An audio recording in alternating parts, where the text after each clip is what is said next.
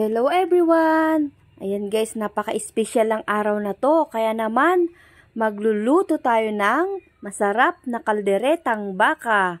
Keep on watching! Ang mga sangkap natin na ating gagamitin ay ilalagay ko na po dito sa screen. Screenshot nyo na po.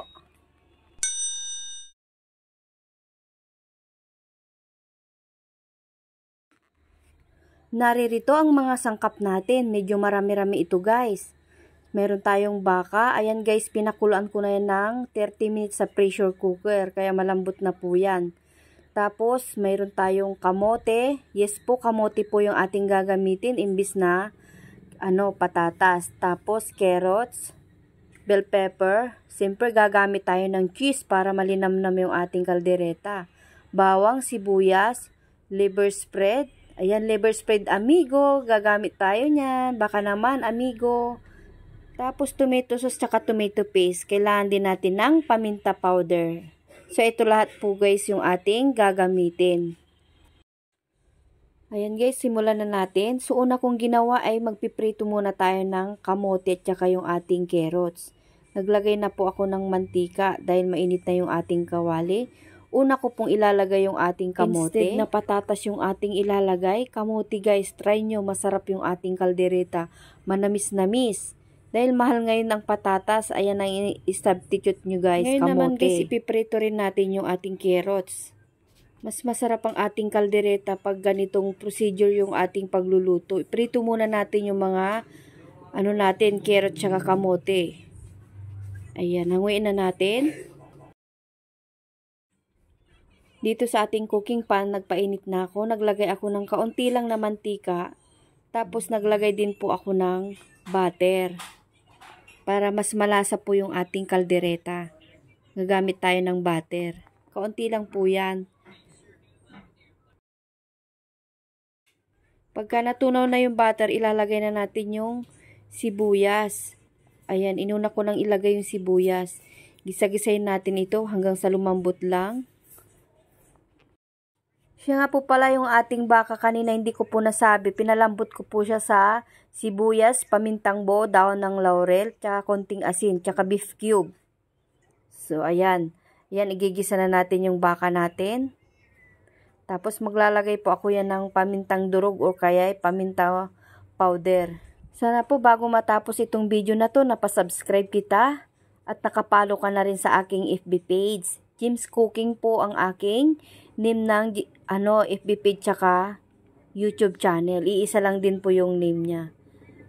Ayan, ilalagay na natin yung ating tomato sauce. Isabay na natin sa paggisa. Tapos, mamaya-maya maglalagay na rin po tayo ng tomato paste. Halo-haluin lang natin ito. Maglalagay na tayo ng tomato paste. Tapos po gisayin nating maigi to guys bago natin lagyan ng tubig. Hindi ko tinapon kanina yung pinagpakuluan ko ng baka kasi yun din po yung isasabaw natin mamaya.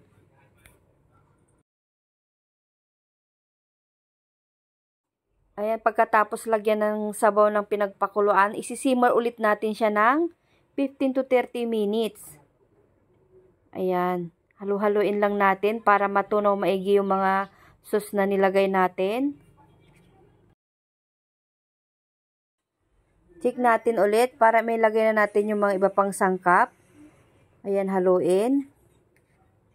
Napakasarap nito guys. Talaga namang ma-only rice ka dito. Ilalagay na natin yung mga liver spread natin. Ang gamit po natin ay Amigo liver spread. Amigo, baka naman pagalawin ng baso. Naku guys, kung hindi ka naman nagtitipid at nakaluwag-luwag ka naman ngayon, naku, subukan mo na tong recipe na to. At bagay na bagay rin po ito sa mga okasyon. Ayan, napakasarap ng kalderetang baka talaga. Ayan, maglalagay tayo ng keso para mas malinamnam lalo yung ating kaldereta. Ayan, haluin natin. Itong recipe na to guys, niluto ko ito noong New Year. Ayan, magastos siya guys kasi marami-rami siyang sangkap. Pero kung nakaluwag-luwag ka naman, bakit hindi mo naman ito subukan lutuin? At masarap naman talaga siya guys. Malambot na yung ating baka, kaya konting simmer na lang po yung ating gagawin. Pagkatapos po nito, yung ating mga sangkap pa na hindi pa nailagay, tulad ng mga gulay natin, ilalagay na natin siya. Yan, tikman ko po kung tama na yung lasa. Hindi na ako naglagay ng maraming pampalasa kasi po nung pinakuluan natin, nilagyan na natin siya ng mga pampalasa. Tulad nung asin, yan. Ayan, balikan natin ulit. Naglagay po ako ng sugar para pambalanse po dito sa ating kaldereta.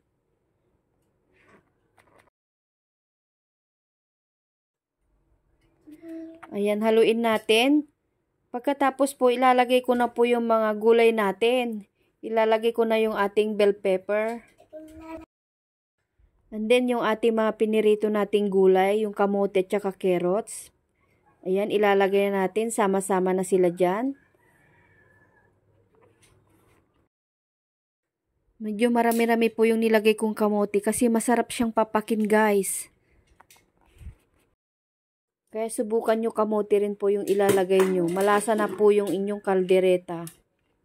Kahit anong kaldereta po, pwede yung kalderetang manok, kalderetang baboy, ayan. Try nyo ilagay ang kamote, masarap siya, guys. Ayan, kunting simmer na lang po kasi luto naman na yung mga gulay natin. Ayan, medyo malapot-lapot ng kanyang sauce. Kaya magtitikman muna natin kung tama na yung kanyang lasa. Kung matabang, magdadagdag tayo ng kaunting asin. Kaunti lang po yung ating ilalagay. Ako guys, perfecto sa mga okasyon. Kaya subukan nyo na yung recipe na to. Ayan, haluin natin. Konting simmer na lang. Ayan, ready to serve na yung ating kalderetang baka. So yan po, marami pong salamat sa inyong panunod. Sana nagustuhan nyo muli itong ating recipe. Happy New Year po sa lahat. Ayan, marami pong salamat sa mga sumusuporta sa akin at sa mga nag-subscribe at mga bagong followers ko dito sa aking FB page. Ayan, marami pong salamat sa inyong lahat. Pagpalain nawa tayo na Ama. Ayan, ito na siya guys. Ready to serve na yung ating kaldereta. Ayan. Hanggang sa muli po. Bye!